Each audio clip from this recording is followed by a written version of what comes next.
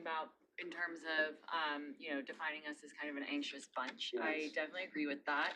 And Did I do that? I mean, I'm sure I've done that, but, you know. I think that it makes sense though, right? Like our biggest fear is failure and 90% of startups fail. And so when you put those two things together, like it doesn't seem like, while I'm surprised that Pale could like pick up on the fact that we all felt pretty fearful, I'm not actually surprised that those are the emotions coming through when you just understand the environment of starting a business. And what's to say that, you know, any of us are going to be in the 10% that work out? Like that's extremely small.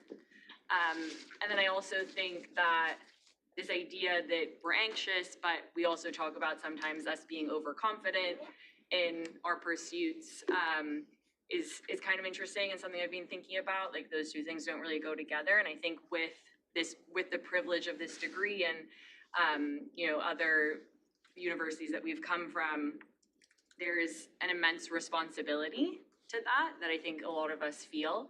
And the idea of like flailing around trying to get something off of the ground and then it just doesn't work out because you're 90% likely to have that happen feels like a really difficult thing to reckon with. Okay, so Jess, this is the kind of thing where people say things to me like that. They sound intelligent and logical, and I'm just like it makes no sense to me. Like honestly, okay? Your whole life has been in the top 10%. Okay, like your whole life has been in the top 10%. And now suddenly, you're just like everyone else with a 90% odds of failure. Okay, so I don't buy it. I don't buy it. I think it's convenient, but it's not true. It's not the truth, okay?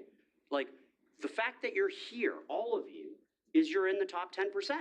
And the idea that somehow you're gonna have the same outcome founding as everyone else is an absurdity.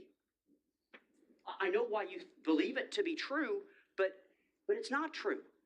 But you tell yourself these things because you end up believing it to be true. But I hear it and I'm like, it's absurd, the idea that you are equal to everyone else and you would have the same probability of success as everyone else.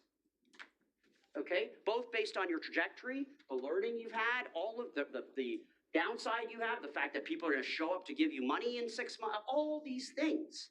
The idea that you have the same probabilistic outcomes as the median person across the United States is untrue. Okay, so I don't want to, I just let it land, but it's just, these are these statements that people make very eloquently that are just not true, okay? Okay, I want to move